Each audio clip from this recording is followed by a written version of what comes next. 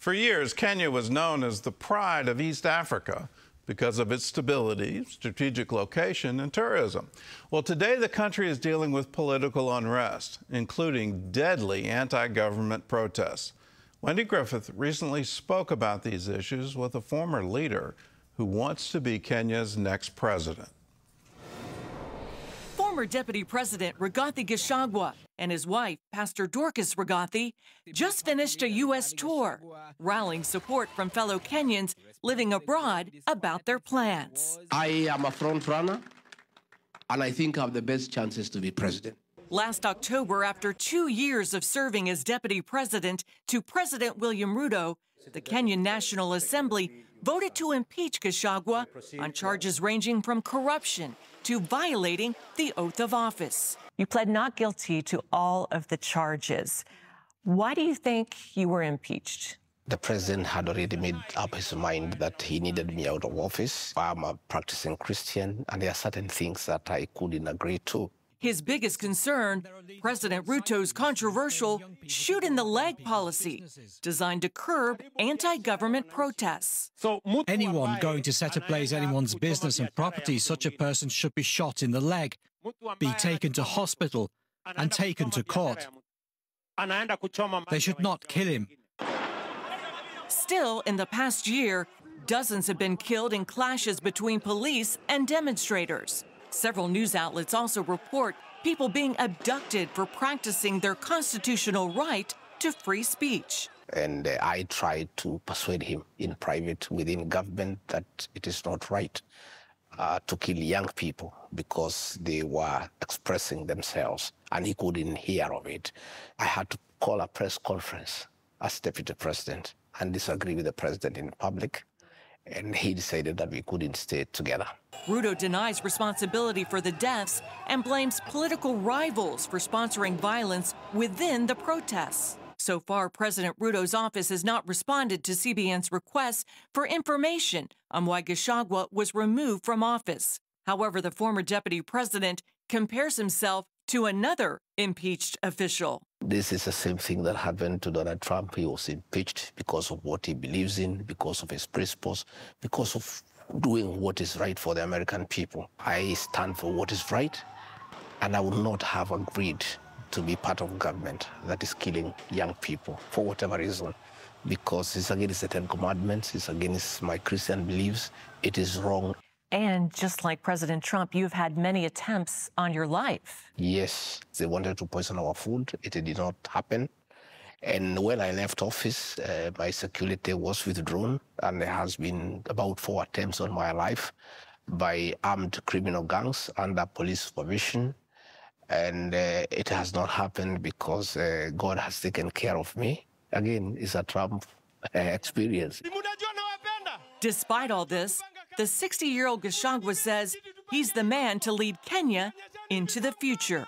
In fact, you have declared yourself the front runner for the presidency. Why do you want to be president? Well, the Kenyan people have put a lot of pressure on me because they are looking for somebody who is truthful, somebody who has integrity, and Kenyans, 82% are Christians. Gachagua says the biggest issues facing his country, political corruption and violent protests. The opposition has been captured, and all these institutions of oversight have been compromised, coupled with the violation of human rights, making sure that there is nobody who can hold the president to account. Another concern is terrorism. Although the situation isn't as bad as many African nations, Kenya keeps soldiers on its borders with South Sudan and Somalia.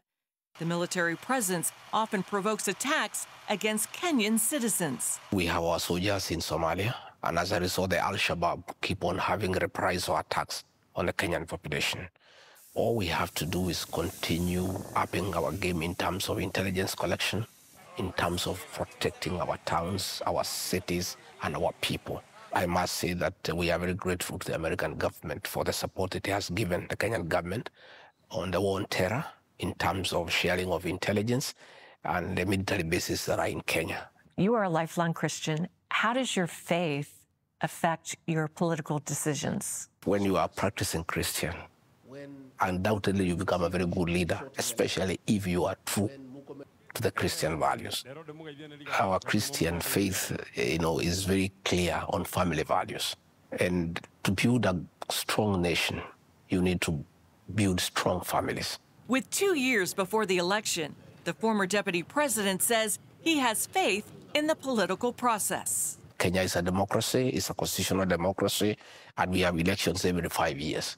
Much as we are struggling, we want to wait for the elections on the 10th of August 2027.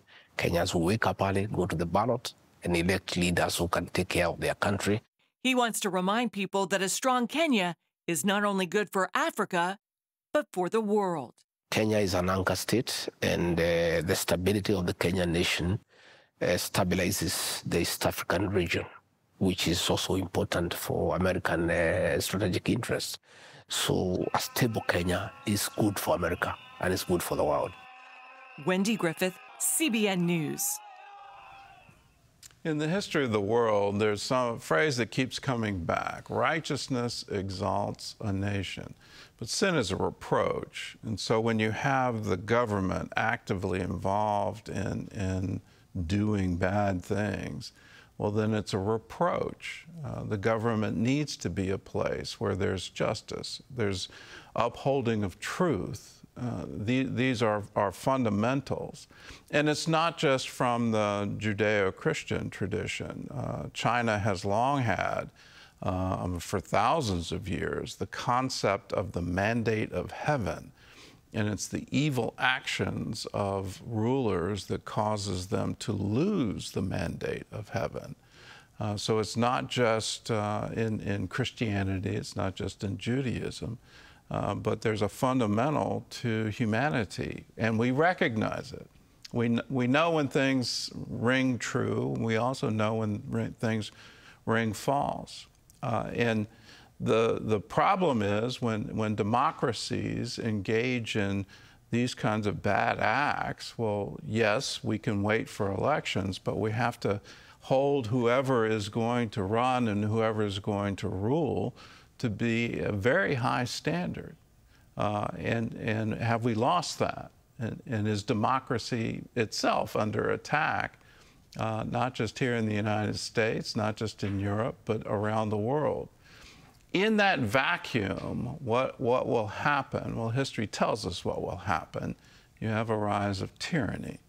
And that kind of, I will stay in leadership for forever. That's what I want to do. We recently heard a hot mic moment between the head of China and the head of Russia talking about organ transplants and immortality. They have no intention of giving up power. They want to enforce it, and they want to have that iron fist rule. There won't be any free and open election. You don't have freedom of speech. You don't even have freedom of conscience. Let's realize the great liberties that we have. Let's hold our leaders to a very high standard. And now more than ever as Christians, we need to pray for those who are in leadership, that God would truly direct them. And we need to pray for governments around the world. May they elect, may the people who have democracies elect righteous leaders.